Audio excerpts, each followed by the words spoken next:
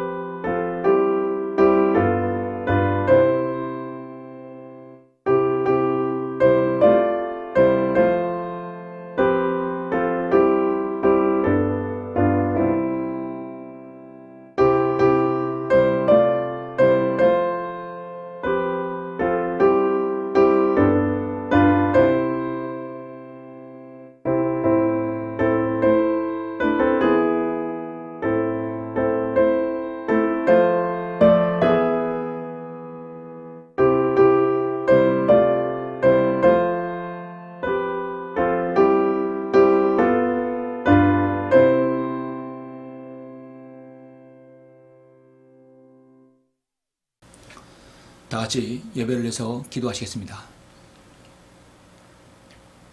은혜와 진리가 충만하신 아버지 하나님, 감사를 드립니다. 주님께서는 정말 우리 생의 위대한 목자십니다. 하나님을 알지 못했고 하나님을 예수 그리스도를 주로 고백하지 못했던 저희들의 삶 가운데 예수 그리스도의 복음을 통하여 구원받아서 하나님의 자녀가 되었고, 주는 나의 목자라는 고백을 하게 되었고, 우리에게 풍성한 삶을 살도록 인도해 주심을 감사합니다. 우리에게 바른 말씀과 또 섬길 수 있는 성도들, 지역교회, 또 목자를 주심을 감사합니다. 주님은 어떤 형태로든지 각자의 환경에 맞게 최선으로 주님을 섬길 수 있도록 인도해 주셨습니다. 아버지 하나님, 오늘 9월의 첫째 주, 이제 여름이 지나고 가을의 문턱이 왔습니다. 하나님께서는 계절과 모든 관장하여 주십니다. 시간이 지나면 푸른 마르고 꽃은 시들할 수밖에 없습니다. 그러나 우리 그리스도인의 영적인 몸은 날로 새로워져 그리스도인 장성분량에 이르기를 원합니다. 주님, 오늘 9월의 첫째 주 귀한 말씀, 귀한 이 예배를 통해서 다시 한번 자신의 생애를 돌아보는 시간 될 수 있도록 인도하여 주옵소서. 모든 것을 감사드립니다. 주 예수 그리스도 이름으로 기도드렸습니다. 아멘. 영광을 주께 찬송가 100장입니다.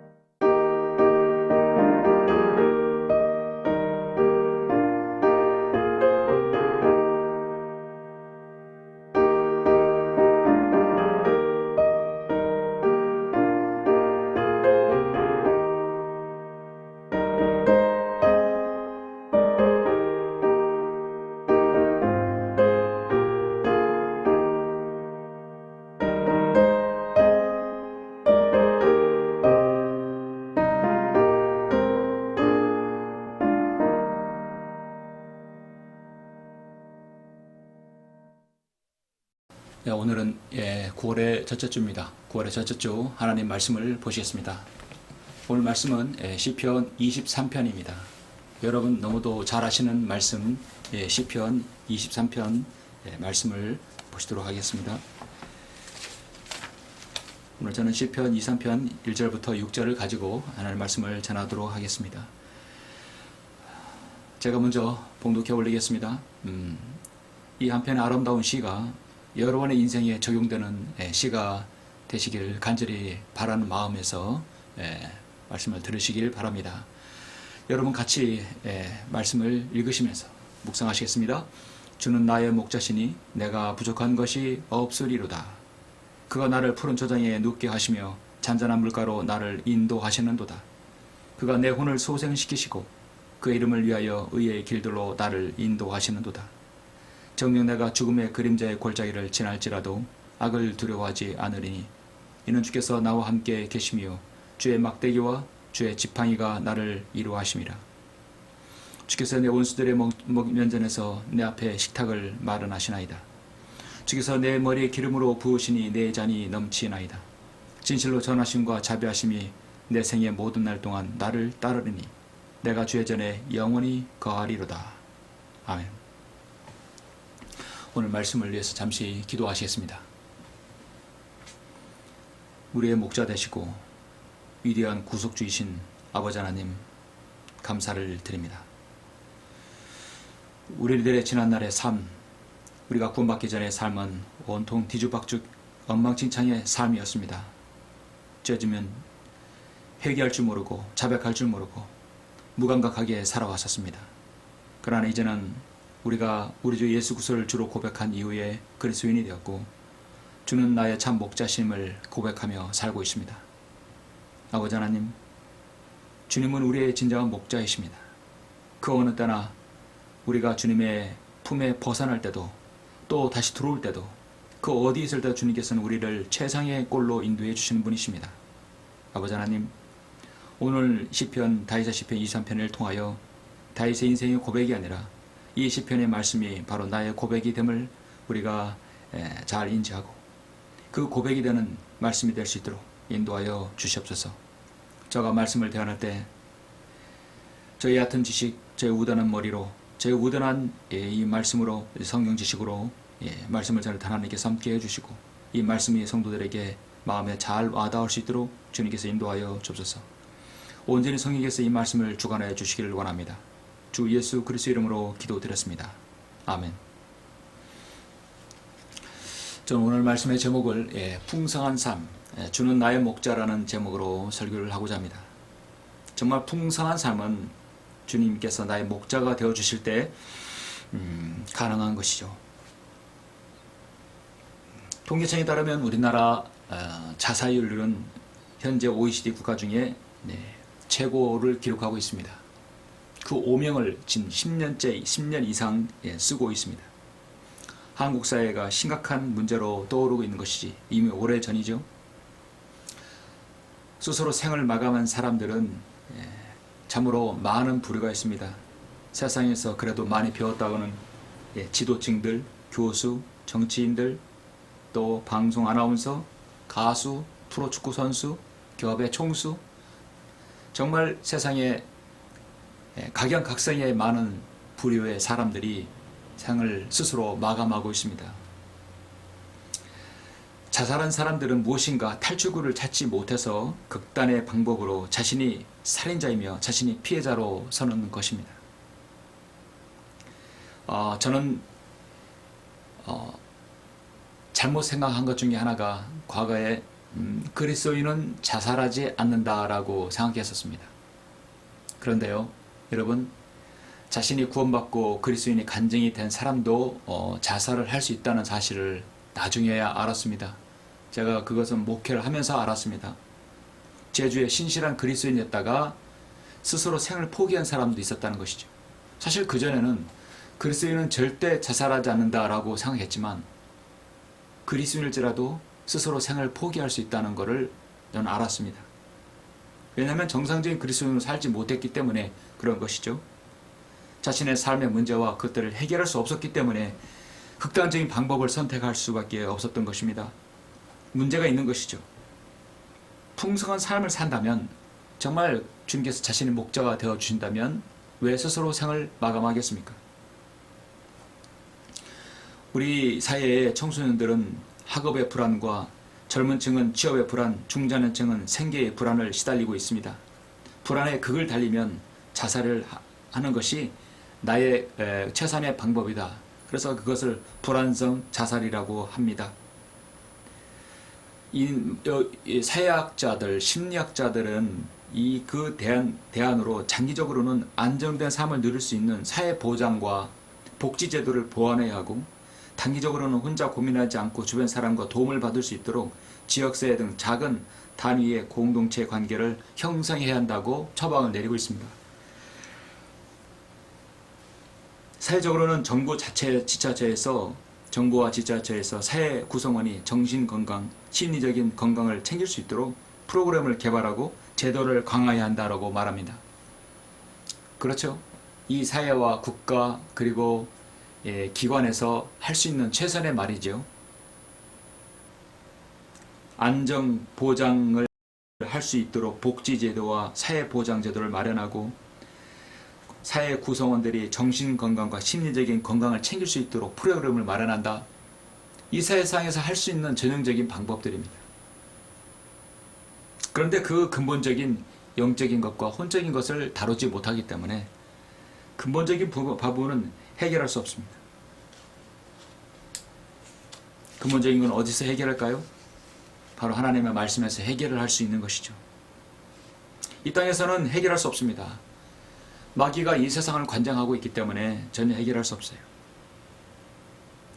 이 세상을 관장하는 마귀는 한 사람이라도 스스로 생을 마감하든 누가 타인의 생을 마감하든 간에 어떻게든 간에 그 사람의 혼이 지옥으로 떨어지기를 원하는 것이죠. 풍성한 삶을 살지 못하게 하는 것이 마귀가 원하는 것이고 사탄이 원하는 것입니다. 그렇다면 오늘 풍성한 삶을 사는 비결은 무엇인가? 그 부분에 대해서 저는 오늘 크게 세 가지에 대해서 여러분에게 말씀을 드리겠습니다. 오늘의 본문 시편은 너무도 잘 아신, 이것은 믿지 않는 세상 사람들조차도 잘 아는 말씀입니다. 여호와는 나의 목자시요 내가 부족한 것이 없으리로다라고 여러분은 잘 알고 계셨죠? 그러나 성경은 여호와가 아니라 주는입니다. 이 주가 바로 아버지 하나님, 성령 하나님, 예수 그리스도 바로 삼일체 하나님을 주라고 부르는 것이죠. 성령님의 영감으로 기록된 시편 2, 3편은 그야말로 불멸의 아름다운 시입니다. 그 어떤 인생의 아름다운 고백이 있다 해도 이 시편 2, 3편을 따라잡을 수 없습니다. 이것은 일찍이 15살, 14살의 나이에 골리앗을 목을 벤 다윗이 약 16년간, 15년간의 토굴에서 광야에서 쫓김을 당하며 외로이 힘겹게 주님을 섬겼던 그의 고백 중에 하나일 것입니다. 저는 우리나라 모국어로, 한국어로 이렇게 가슴에 읽는 말씀이 있다는 것에 대해서 너무 감사를 드립니다. 한글 킹제임스 성경의 시편 2, 3편을 따라올 시편은 없습니다. 그 어떤 시편도, 그 어떤 번역본도 이 한글 킹제임스를 따라올 본문이 없다고 저는 단언합니다. 시편 2, 3편은 한마디로 풍성한 삶의 시작과 마침입니다. 이보다 풍성한 삶이 있을까요? 출애굽기 34장 6절에 보면 주께서 그의 앞을 지나시며 선포하시기를 주로다 자비롭고 은혜로우시며 오래 참고 선함과 진리가 풍성한 주 하나님이로다. 주님의 오래 참으심과 은혜로우심과 자비로우심, 주님의 선하심과 진리가 풍성한 주 하나님이 우리에게 주시는 것이죠. 우리 하나님의 수식어는 우리 주님은 자비로우시고 은혜로우시고 오래 참으시고 선함과 진리가 풍성한 분이라는 것입니다. 성경에서 예수 그리스도의 피로 구속받은 사람 모두가 주님의 양입니다. 우리의 목자는, 진짜 목자는 바로 주님이십니다. 하나님께서 오늘날 지역교회를 선택하셔서 지역교회를 세우셔서 지역교회의 목자에게 잠깐 이 땅에서의 목자의 대리 역할을 하는 것이죠. 양의 상태는 늘 좋을 수는 없지만 그래도 양은 목자를 따라야 풍성한 꼴을 먹을 수 있습니다. 여러분은 여러분의 목자의 음성에 귀를 기울이십니까? 그리스도는 그가 건강하거나 병들었을 때나 부하거나 빈궁하거나 종기에 처해 있거나 낮은 자리에 처해 있거나 귀한 자리에 처해 있거나 그리스도는 언제나 주님은 나의 목자십니다. 오늘날 우리가 시편 2, 3편을 간과하면 우리가 정말 풍성한 삶을 놓칠 수 있습니다.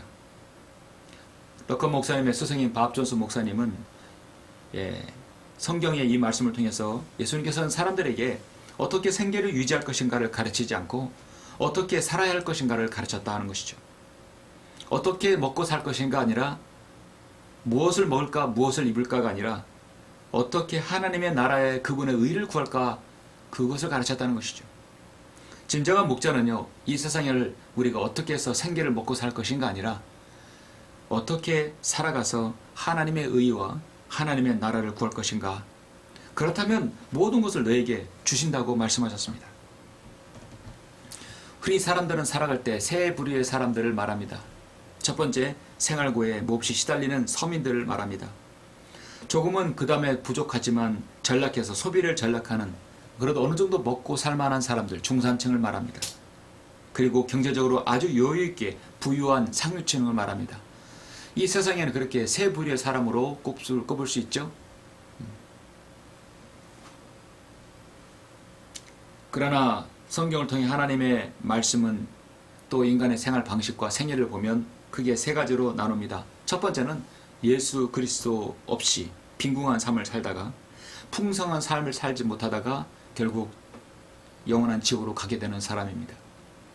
두 번째 부류는 육신적인 그리스도인, 예수 그리스도를 주로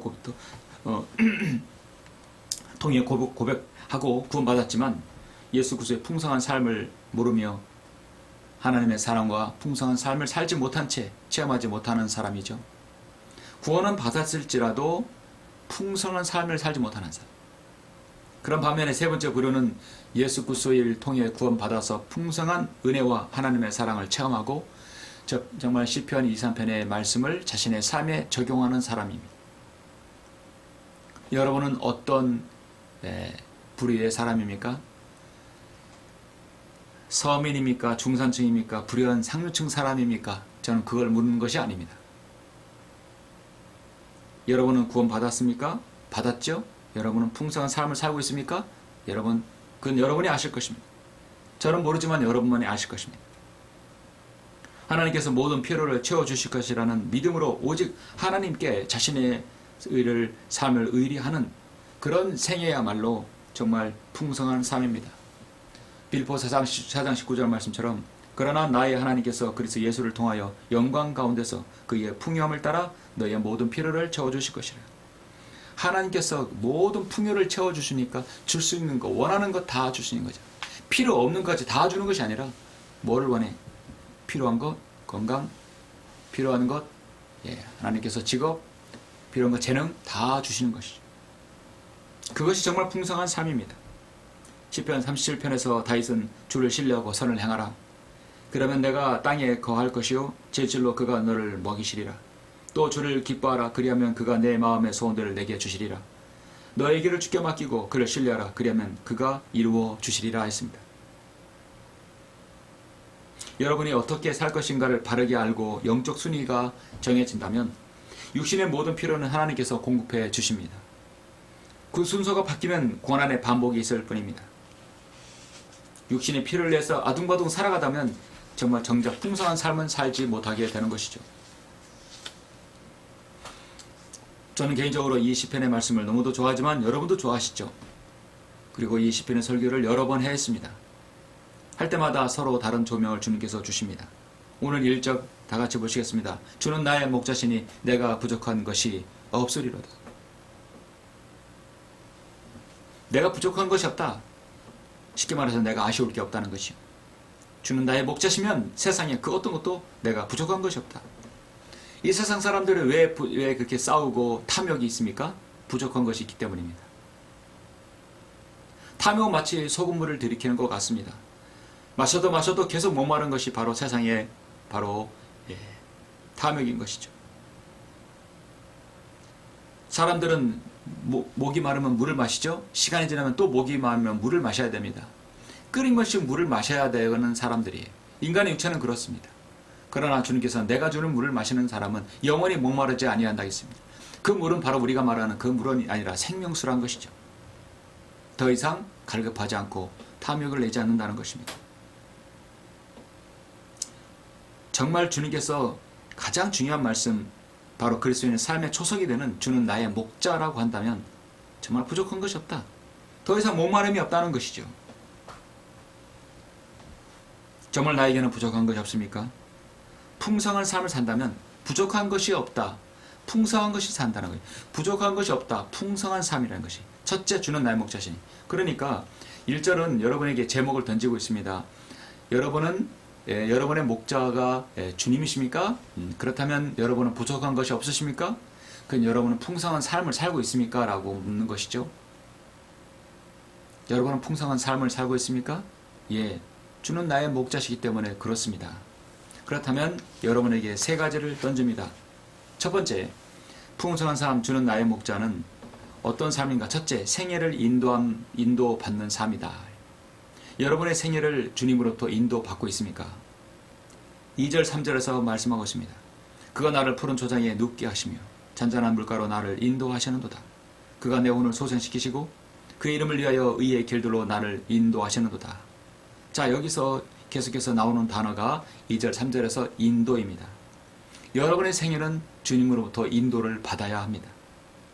첫째, 나를 잔잔한 물가와 푸른 초장으로 인도한다. 내가 하나님의 바른 말씀으로 꼴을 인도받는다는 뜻이죠. 아직까지 여러분의 개혁성에 사로잡혀 있고 병이 든 성경에 사로잡혀 있다면 아직 여러분은 푸른 초장에 눕지 않고 잔잔한 물가로 여러분이 인도받지 않는 것입니다. 한 사람의 생애를 잘 인도받는다는 것은 먼저 그 사람이 예수 그리스도를 통하여 구원받고 그 다음에 하나님의 바른 말씀으로 여러분이 인도받는 것입니다. 그런데 한국교회 실상은 그렇지 못하다는 것이죠.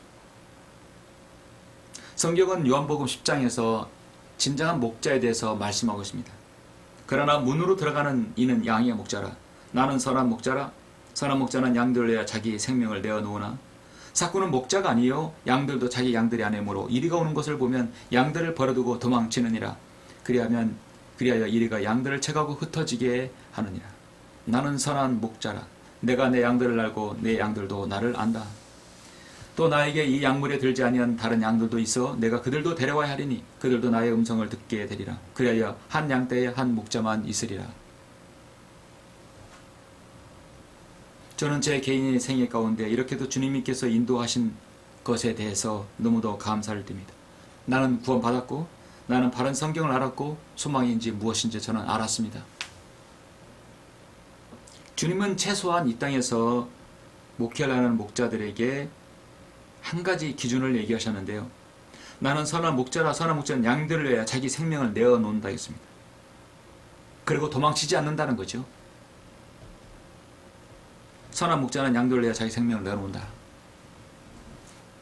20년간 목회하면서 저는 양들을 위해서 생명을 내놓지는 못했으나 정말 혼전신성으로 최선을 다해서 성도를 섬겼고 사심을 내지 않고 모든 걸 위해서 생을 쏟아부어서 성도를 섬겼습니다.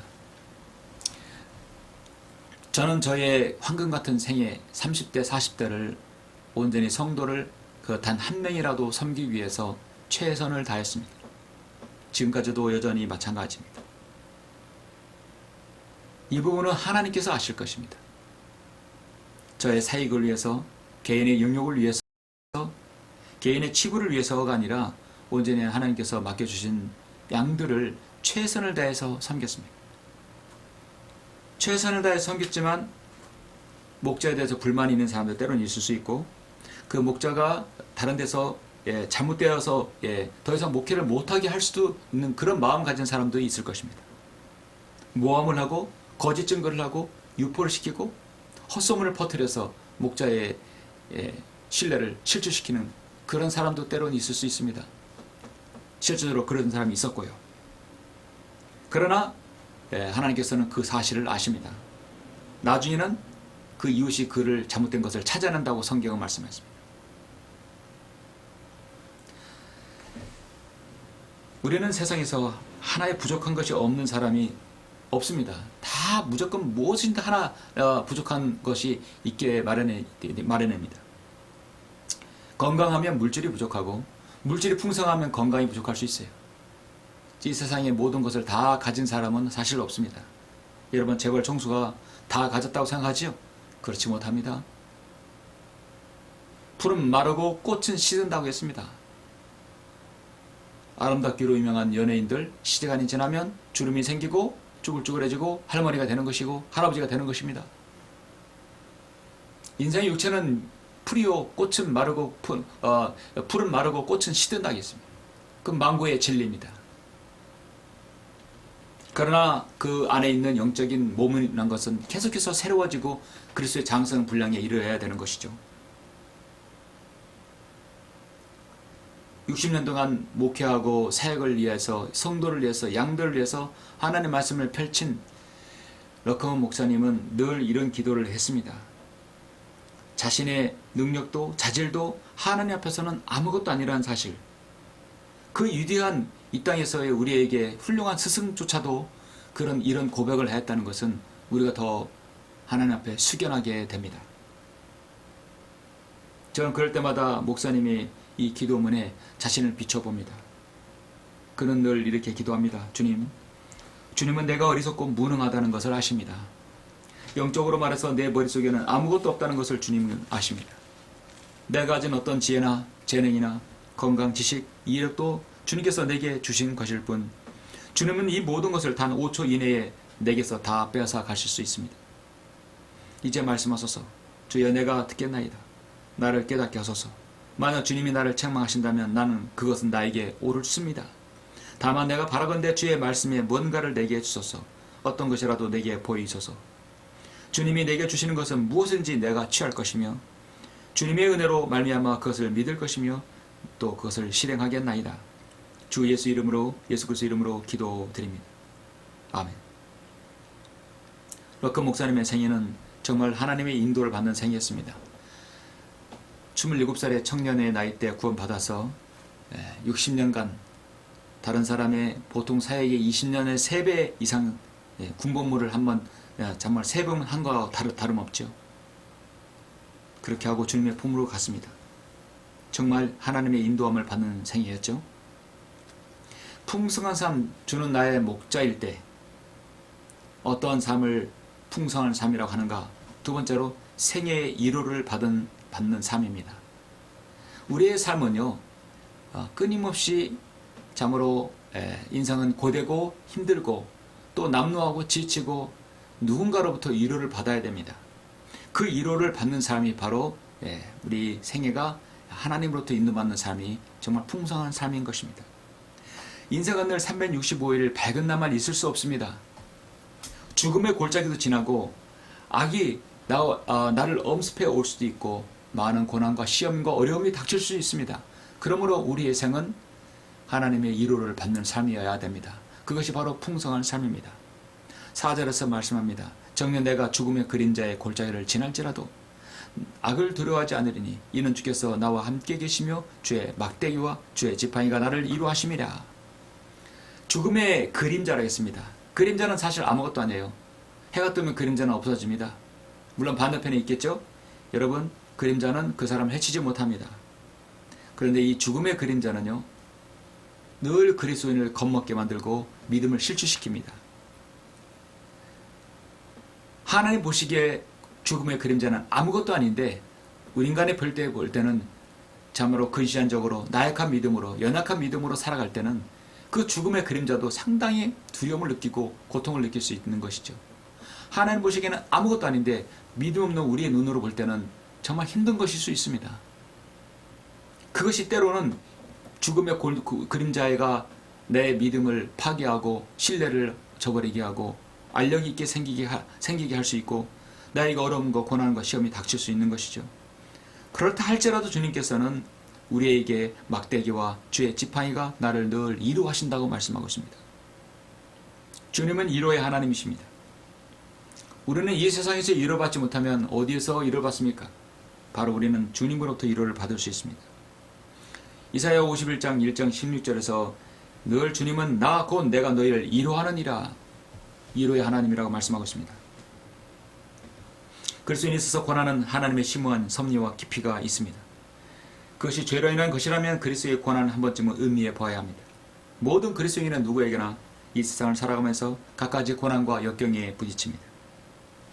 때로는 죽음의 그림자가 골짜기가 될 수 있고 때로는 그것이 아주 거친 인생의 항로가 될 수 있습니다. 욥기에서는 5장 6절에서 인생은 티끌에서 나오는 것이 아니요 고생은 땅에서 생겨난 것이 아니지만 불티가 이로 나라는 같이 사람은 고생하려고 태어나니라. 여러분, 불을 예를 지피면은 불티는 당연히 이로 나가는 건 당연하죠. 인생은 고생하려고 태어난 것은 당연한 것입니다. 우리 인간의 육체는 사실 늘 고생하게 되어 있습니다. 우리의 아버지, 어머니, 우리의 아버지의 아버지의 아버지, 모든 우리의 인간의 육신은 다 고생하다가 갑니다. 이 세상에 고생하지 않는 사람이 어디 있습니까? 세상에는 우리 그리스도인이 이해하지 못할 많은 일들이 있습니다. 그것은 그리스도의 고난을 빨리 거두지 않는 것에 대해 우리는 이해할 수도 있습니다.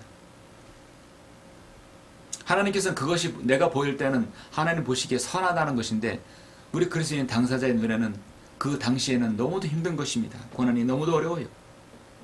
성경은 그래서 사도 바울은 고린도후서 4장 10절에서 이는 우리가 잠시 받는 가벼운 환난이 우리를 위하여 훨씬 뛰어난 영원한 영광의 비중을 이루어 가기 때문이라.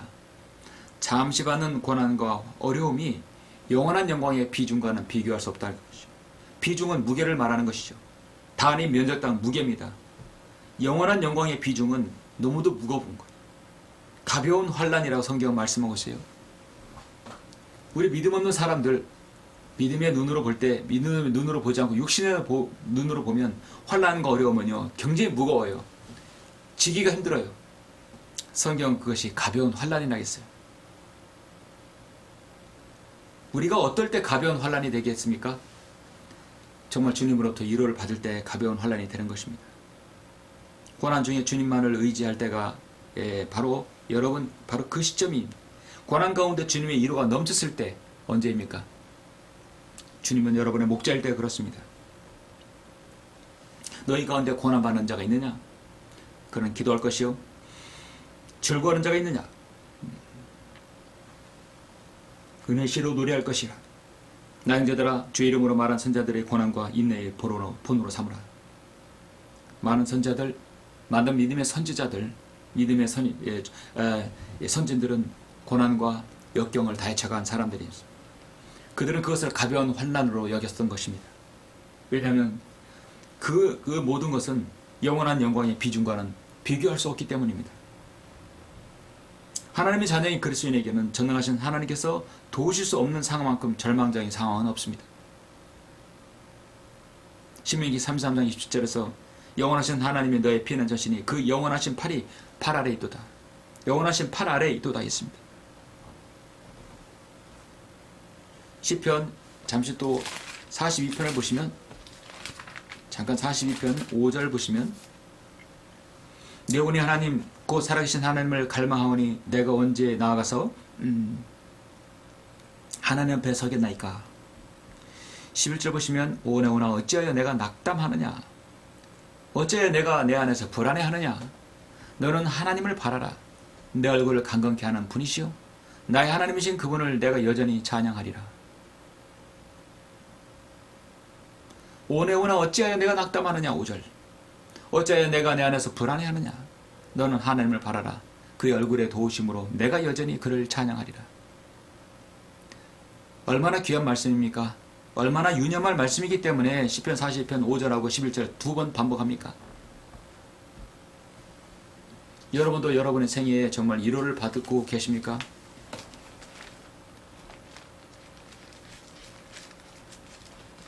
고린도후서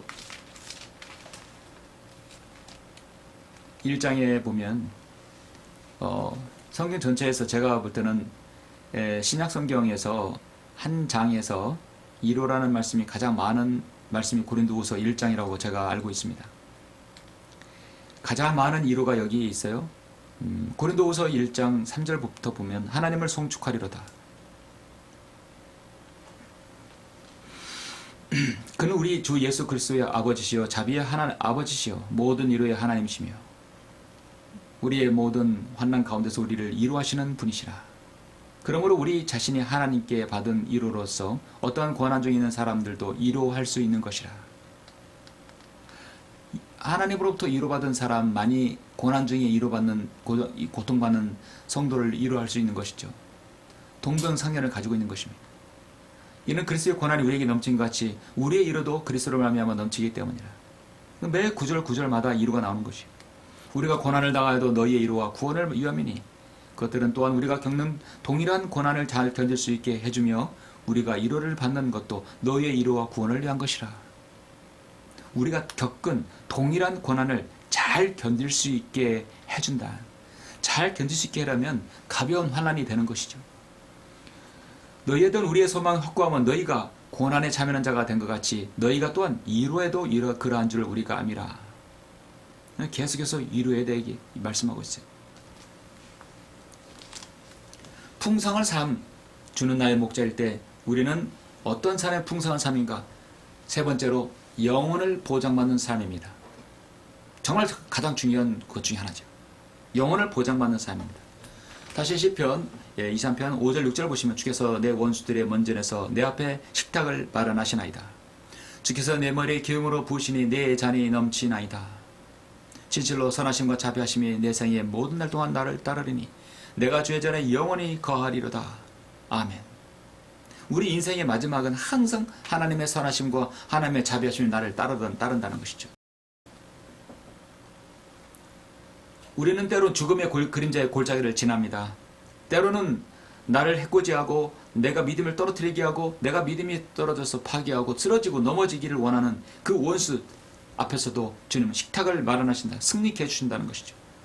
그리고 내 머리에 기름으로 부으시는 내 잔이 넘치나이다.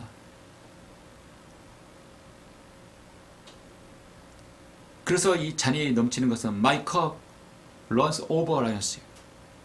럭카 목사님은 자신의 생애의 자서전을 더 풀컵이라고 했습니다. 더 풀컵, 내 잔이 넘치나이다.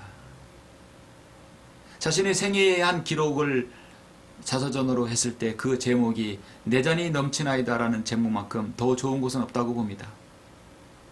하나님께서 여러분에게 임하신 하나님의 은혜와 자비와 선하심과 그 진실하심이 여러분 생에도 넘쳐 흐르고 있습니까?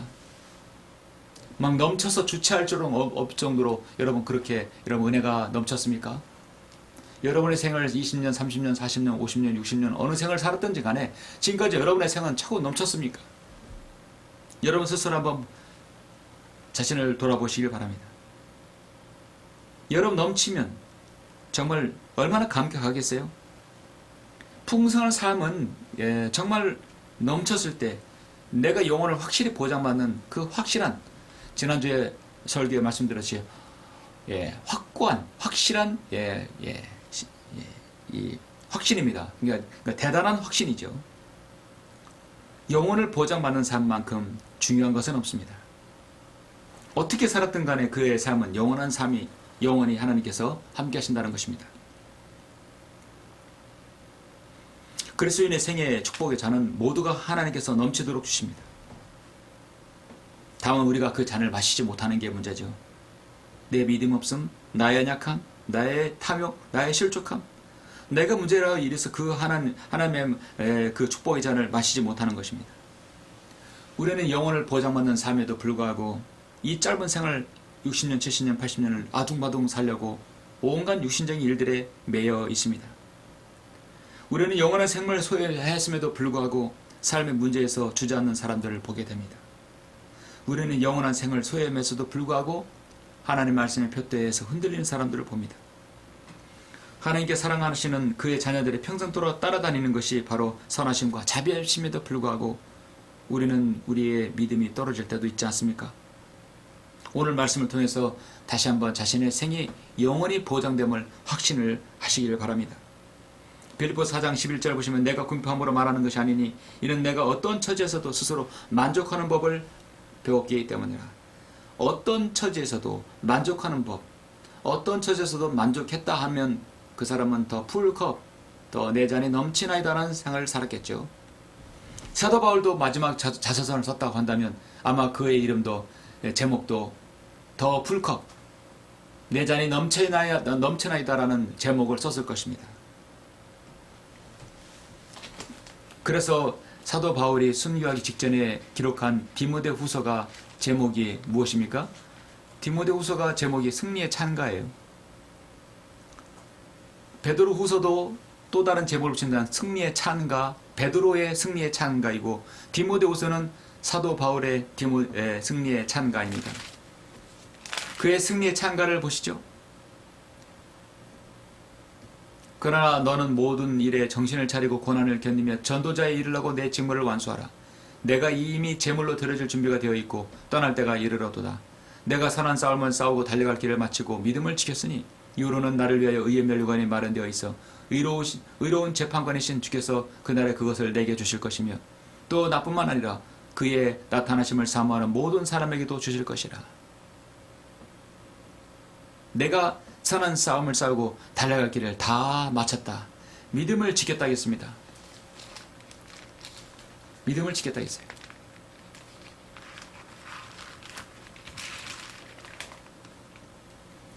사도행전 20장 24절에서 그러나 나의 달려갈 길을 기쁨으로 끝마치고 내가 주 예수로부터 받은 사역 곧 하나님의 은혜의 복음을 증거하기 위해서라면 이런 일을 전혀 개의치 아니할 뿐만 아니라 나의 생명도 조금도 아끼지 아니하노라. 이는 내가 하나님의 모든 계획을 조금도 주저함 없이 너희에게 전해주었습니다. 사도행전 20장 24절 말씀 26절을 27절을 딱 띄어다가 디모데후서에다가 붙여도 전혀 무방한 말씀이죠. 내가 선한 싸움을 싸우고 달려갈 길을 다 지키고 믿음을 지켰다라고. 난 풍성한 삶을 살았다. 더 풀금 내 잔이 넘쳤다는 것이죠. 가말리엘 문화에서 최고의 수학을 하였고 그는 율법으로 말하자면 박사였습니다. 최고의 정말 학벌을 가지고 있는 가문의 바로 유대인이었습니다. 그러나 모든 것을 다 배설물로 여겼고 하나님을 위한 온전한 종으로 그는 평생을 살았어요. 그는 그래서 사도행전 20장의 이스라엘 말씀처럼 나의 달려갈 길을 기쁨으로 끝마쳤다. 내가 주 예수로부터 받은 하나님의 은혜의 복음을 증거하기 위해서라면 이런 일을 전혀 개의치 아니할 뿐만 아니라 나의 생명도 조금도 아끼지 아니하였다. 그는 진정한 목자의 심정으로 가지고 살았던 것이죠. 디모데후서 4장과 사도행전 20장의 이 말씀은 다 사도 바울의 고백이었고 자신의 더 풀컵 내 잔이 넘치나이다라는 고백이었습니다. 어떤 생을 살았을 때 과연 그리스도인이 생을 마감할 때 내 잔이 넘치나이다. 그렇게 마지막 그렇게 말하고 숨을 거둔 사람이 얼마나 여러분 적습니까?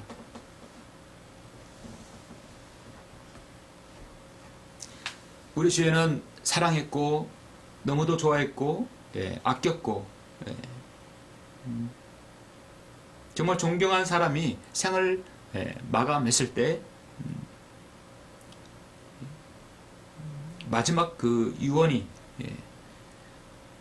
못 들었다면 참으로 안타까울 것입니다.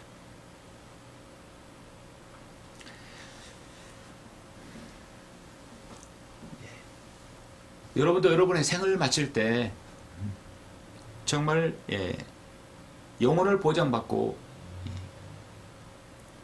내 잔이 넘쳤다는 그런 고백으로 여러분 사시길 바랍니다. 여러분도 그런 삶을 살 수 있겠습니까? 주께서 내 원수들의 면전에서 내 앞에 식탁을 마련하시나이다. 주께서 내 머리에 기름으로 부으시니 내 잔이 넘치나이다. 나도 나의 달려갈 길을 다 마쳤다라고 말씀하고 있어요. 우리는 목자로 살든 목사로 살든 전도사자로 살든 한 그리스도인으로 살든 간에 그 직함은 중요하지 않습니다. 그의 마지막 삶이 내 잔이 넘치나이다 라는 삶으로 끝난다면 정말 성공적인 삶이고 풍성한 삶입니다. 우리의 생은 언젠가 끝나고 풀은 마르고 꽃은 시든다겠어요. 신명기 3장 20절에서 이는 너로 주 너희 하나님을 사랑하게 하고 너로 그분의 음성에 복종하게 하며 또 그분께 밀착하게 하려 함이니 그분은 너의 생명이시요 내 날들의 기한이시라.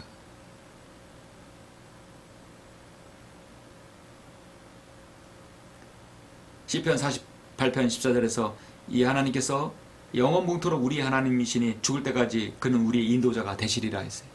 죽을 때까지 우리의 인도자가 된다 했어요. 우리가 영원한 보장받는 삶은 히브리서에서도 분명히 우리에게 확신을 주시고 계십니다.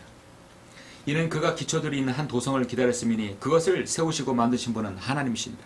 우리가 한 도성을 기다린다는 거죠. 가야 되는 것이죠. 새 예루살렘에 가야 됩니다. 최종적 우리의 종착지입니다. 이제 그들이 사모하는 곳은 더 좋은 번영, 곧 하늘이 있는 것이라. 그러므로 하나님께서는 그들이 하나님이라 불리는 것을 부끄러워하지 아니하시니 이는 그들을 위하여 한 도성을 예비하였습니다. 여기에는 우리에게 영구한 도성이 없는 거로 우리는 장차 올 도성을 찾고 있느니라. 그 도성은 새 예루살렘 도성입니다. 자녀이면 또한 상주자들이니 하나님의 상주자들이요 그리스도와 함께한 공동 상주자들이니 우리가 그와 함께 고난을 받는 것은 함께 영광도 받게 하려 함이니라. 하늘에 썩지 않고 더럽지 않고 쇠잔하지 않는 유업이 우리를 기다리고 있다고, 우리가 그를 간직해야 된다고 말씀하고 있습니다. 우리는 가끔 생각해 봅니다. 우리가 올라가는 제 셋째 하늘은 어떤 광경일까? 우리가 새 예루살렘에 들어갈 때 그 광경은 어떠한 광경일까? 얼마나 휘황찬란하고 상상할 수 없는 곳입니까? 사랑하는 성도들, 말씀을 맺겠습니다. 6절 보시죠. 진실로 선하심과 자비하심이 내 생의 모든 날 동안 나를 따르니 내가 주의 전에 영원히 거하리로다. 목자가 양들을 치면요, 양들이 쫙 목자를 따라와요. 그 마지막에 목자가 이렇게 늘 기르는 개 2마리가 이렇게 따라가는 걸 보시죠. 그래서 목자가 힘들 때는 개가 탁 해서 양들을 몰아줍니다. 이렇게 딴 점 피고 딴 데 이렇게 물가로 가고 초장을 찾으러 가는 그런 때로는 어리석은 양들이 있기 때문에 뒤에 목자의 그 강아지들, 개들이 탁 뒤를 싹 해서 몰아줘요. 그런 초장을 여러분 많이 보셨을 것입니다. 마치 그런 광경입니다. 주님께서 우리를 이끄시고 목자로서 따르시면 우리 뒤에는 늘 따라다니는 두 가지가 있어요. 그래서 하나님의 선하심과 하나님의 자비하심입니다. 하나님의 선하심과 자비하심이 없으면 우리는 살아갈 수 없습니다. 사람은 누구나 풍요로운 삶을 살기를 원합니다. 그러한 소망은 본래의 상태를 그리워하는 이 본질적인 회귀현상이라고 할 수 있어요. 사람은 원래 풍성한 삶을 지원받았어요. 그게 하나님께서 에덴 동산에서 창세기에서 인간을 만드신 하나의 목적이었어요. 풍성한 삶이었어요. 모든 혜택을 누리고 생육하고 번성하여 땅을 다시 채우라. 모든 걸 줄 테니 채워라. 단 하나만 먹지 말고 모든 걸 먹어라. 그것만 먹지 않았으면 영원한 생명을 아담과 이브는 지금도 살았을 것입니다. 그러나 그걸 명령을 어김으로써 풍성한 삶을 살지 못하고 인간에게 죽음이 온 것이죠. 그 모든 죽음의 문제를 다시 해결하고 풍성한 삶을 해 주시려고 우리 주님께서 이 땅에 2000년 전에 오셨던 것입니다. 그리고 다시 한번 내 잔이 넘치나이라는 고백을 하시기 위해서 주님은 우리의 모든 것을 우리에게 남겨놓으셨어요. 고린도후서 4장 14절에서 주 예수를 살리신 그분께서 예수를 통하여 우리도 살리시며 또한 우리를 너희와 함께 나타내시는 것을 아노니 모든 것이 너희를 위함은 많은 사람의 감사를 통해 풍성한 은혜가 하나님의 영광에 넘치게 하려 하는 것이라. 오늘 본문의 이 말씀은 다윗은 가장 풍성한 삶을 살 때 이 말씀을 기록하였을 것입니다. 그러면 다윗은 왕궁에서 편안한 소파, 안락한 의자에서 많은 대신들이 그의 시중을 받들고 했을 때 이런 이 시편을 기록했을 줄 아십니까? 전혀 그렇지 않아요. 의식주가 모든 것 풍성할 때 기록한 것이 아니라 토굴에서 광야에서 어둠과 밤과 많은 짐승들, 많은 사울의 적들과 싸우고 그 싸우고 힘들고 고난이 닥칠 때 하나님께서 인도와 안식을 주실 때 그때 기록한 것이죠. 다윗이 그런 경험이 없었다면 어떻게 이 아름다운 불멸의 시가 나왔겠습니까? 성령님께서 주관하셔서 다윗을 통해 기록하게 하셨지만 다윗의 생애가 묻어납니다.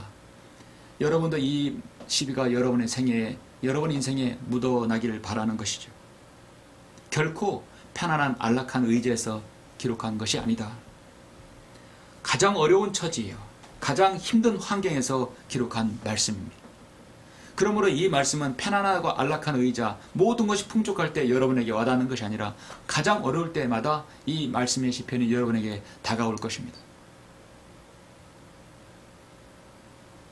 어떠한 경우에서도 다윗은 내 잔이 넘치다는 고백을 하였습니다. 자신이 풍성한 생애를 살았다고 고백합니다. 오늘 이 말씀처럼 여러분도 내 잔이 넘치나이다, 내가 풍성한 삶을 살기를 바라는 것입니다. 그것은 단 하나님께서는 여러분의 목자일 때, 주는 나의 목자일 때 부족한 것이 없고 풍성한 삶을 살 수 있는 것입니다. 여러분 모두 다 그런 생애를 사시길 간절히 바랍니다. 감사합니다. 기도하시겠습니다.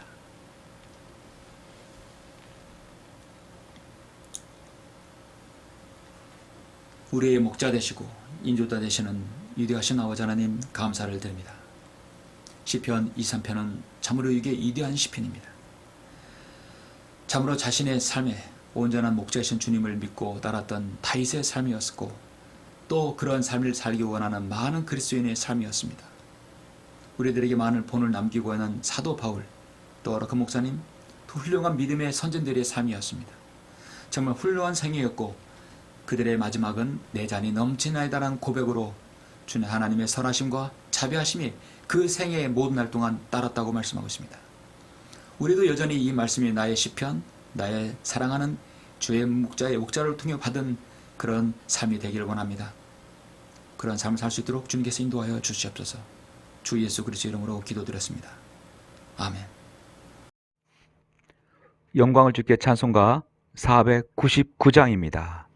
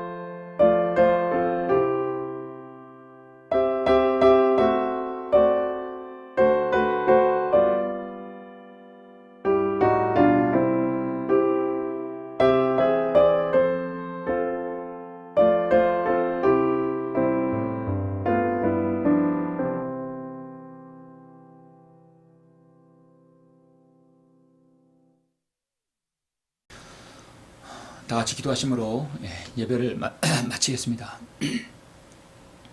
우리를 사랑하시는 아버지 하나님, 감사드립니다. 오늘 9월의 첫째 주 말씀은 시편 23편 말씀입니다. 참으로 우리에게 귀중한 도전이 되고 위로의 말씀, 우리에게 힘이 되는 말씀입니다. 어찌 이 시편이 다윗의 시편이겠습니까? 이 시편이 바로 나의 시편, 바로 나의 인생의 고백이 되기를 원합니다. 성도들 각자가 하나님의 인도하심을 받는 생애가 되게 해주시고, 이 말씀을 듣는 성도 각자가 그 어떤 어려운 처지에서도 주님의 이루가 있고, 또 어떤 처지에서도 저 셋째 하늘에 올라갈 확신과 영원한 본향, 영원한 삶을 누린 것에 대해서 우리가 도성으로 갈 확신 가운데 사는 것입니다. 영원한 생을 보장받는 것만큼 중요한 것은 없을 것입니다. 우리는 이 시편의 말씀을 통해서 그러한 위로를 받기를 원합니다. 주님, 이 생이 어렵고 힘들고 남루하고 때론 우리가 어려울지라도 하나님께서 성도들 각자의 생을 인도하셔서 주님께서 오실 그날까지 이 믿음 지키고 주님을 신실하게 섬길 수 있도록 인도해 주시며, 우리가 모든 필요한 것, 주님의 그 풍성함에 따라 필요한 것을 때에 따라 채움받고 또 공급받을 수 있도록 인도하여 주시옵소서. 모든 말씀을 감사드립니다. 주 예수 그리스도 이름으로 기도드렸습니다. 아멘.